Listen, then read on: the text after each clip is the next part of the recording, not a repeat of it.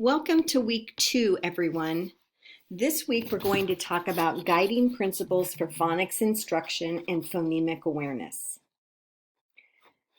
We all use phonics. By the end of this week, you're going to be able to use the following terms very easily: phonological awareness, phonemic awareness, and phonics. Our readings this week will look at phonological awareness and early word identification. We'll relate these understandings to several different approaches to phonics instruction: synthetic phonics, analytical phonics, embedded phonics, the analogy approach, the spelling approach, and any number of combined approaches that you can think of.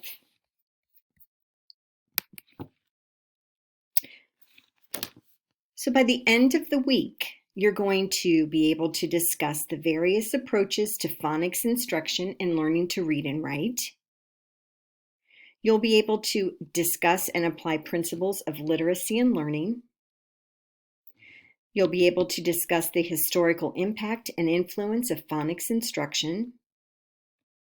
And you will participate in group discussions in order to construct new knowledge and to complete course projects.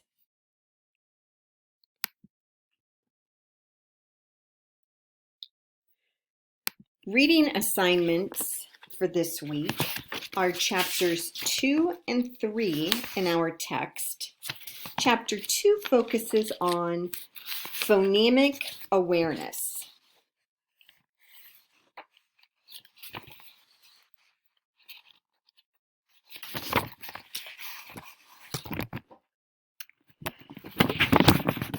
You'll learn about the importance of language awareness for learning to read, the different types of language awareness children bring to the classroom, and informal and formal assessment tools to determine children's insight into the sounds in words. In Chapter 2, you'll find best practices for teaching phonemic awareness, classroom tested activities to develop rhyme awareness and phonemic awareness, a list of e-resources, and suggestions and considerations for teaching English language learners and children at risk. One thing that is extremely important to remember is that phonemic awareness is the understanding that words consist of sounds and the ability to separate words into sounds and blend sounds into words. So phonemic awareness is all oral. There's no letters with phonemic awareness. An easy way to remember phonemic awareness is students can do phonemic awareness with their eyes shut. Chapter 2 also talks about phonological awareness and how important phonemic awareness is for children learning to read. There are also, I need to talk about Chapter 3. Chapter 3 is early word identification in preschool and kindergarten. This chapter describes 4 word identification strategies that children use as they begin their journey toward literacy. You'll learn how preschool children recognize words by cues in their environment, cues in pictures, or in unusual features of words such as the length, the shape, and memorable letters. You'll find out how children in kindergarten use 1 or 2 letter names or letter sounds to read new words. And you'll learn how these strategies correspond to the development of word learning and conventional spelling and best practices for teaching children who use 1 or 2 letter sounds to support word identification.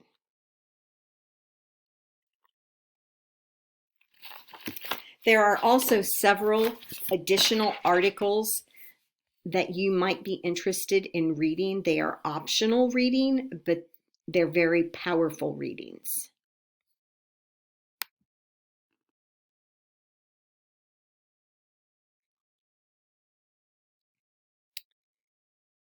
This week, you are asked to create a phonemic awareness brochure. And this is going to be for parents. Please remember that phonemic awareness is all oral. There is no letters connected to phonemic awareness. When you connect a letter to the sound, then it becomes phonics, and that's different. Your task this week is to design a phonemic awareness booklet, pamphlet, brochure, whatever you want to call it, for parents.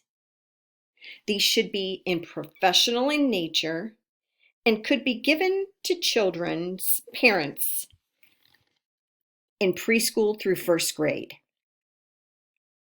You must have an explanation of phonemic awareness and its importance for young children, an explanation written for parents and activities from all 5 areas found in Chapter 2, rhyming, isolating and identifying phonemes, blending phonemes, segmenting phonemes, and manipulating phonemes. So you have to explain to parents what these activities are. You might want to include parent-friendly websites. Make sure that your activities are age appropriate for preschool through first grade. Your booklet, pamphlet, brochure, whatever, should be colorful, attractive, and easy to read. You should include titles of children's books that you would recommend for phonemic awareness.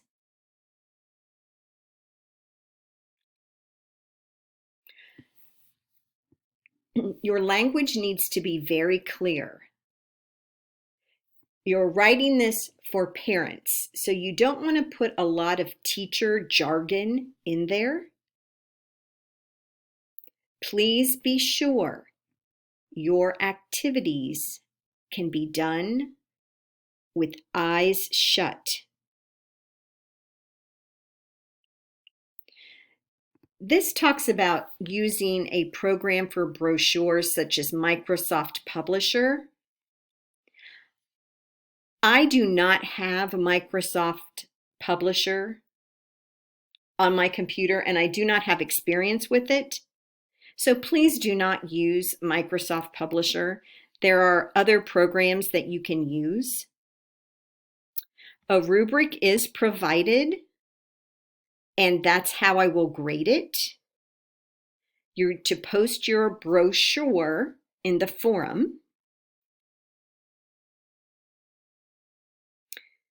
I just want to look at the exemplary column. The element of content. Do you show great understanding of phonemic awareness? Is the topic covered in depth? And are all the main points covered with details? Is your pamphlet relevant, meaningful, and attractive? Do you include additional resources on the topic? Is it easy to read? Make sure there are no spelling or grammar areas. Now, phonemic awareness strategies, rhyming and isolating and identifying, blending, segmenting, and manipulating. You need to make sure that you have a complete and accurate summary for each strategy. Is it articulated clearly, demonstrating a clear understanding of each strategy that parents can easily understand? And now for phonemic awareness activities. Do you have varied activities listed? Supportive, interesting, providing active engagement with child appeal. Are the procedures clearly written with explicit information? So you want to give a complete and accurate summary of all of these things,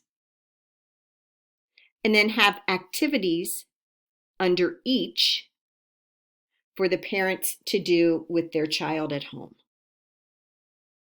If you have questions, please ask me before you submit.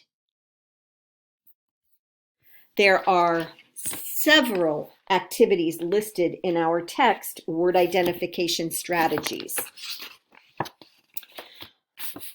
On the back of the front cover, there are activities for Chapter 2, Phonemic Awareness, Becoming Aware of the Sounds of Language, pages 32 through 40 and 43 through 55.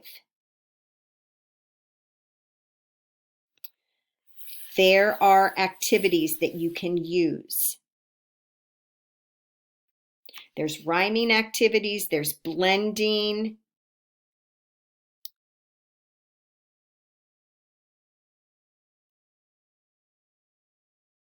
many activities. If you have questions, please ask. Phonemic awareness is oral.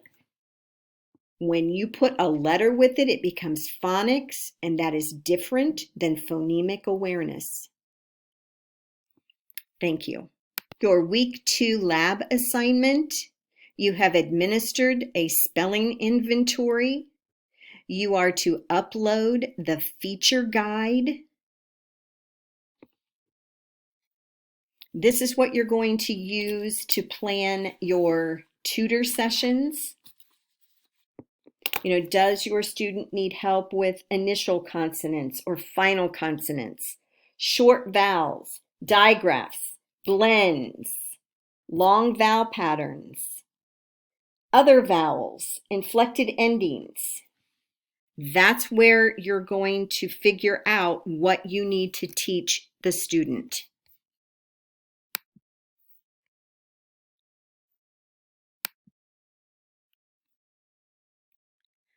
You're also going to submit details of your student. Please use only the first name, details of your experience with this student, and any questions that you may have. What routines have you attempted to already establish? And you do not have to respond to your peers unless you choose to. Continue to keep your lab timesheet. Remember that you need 10 hours of face-to-face or Zoom time with your student and 10 hours of research and preparation for activities.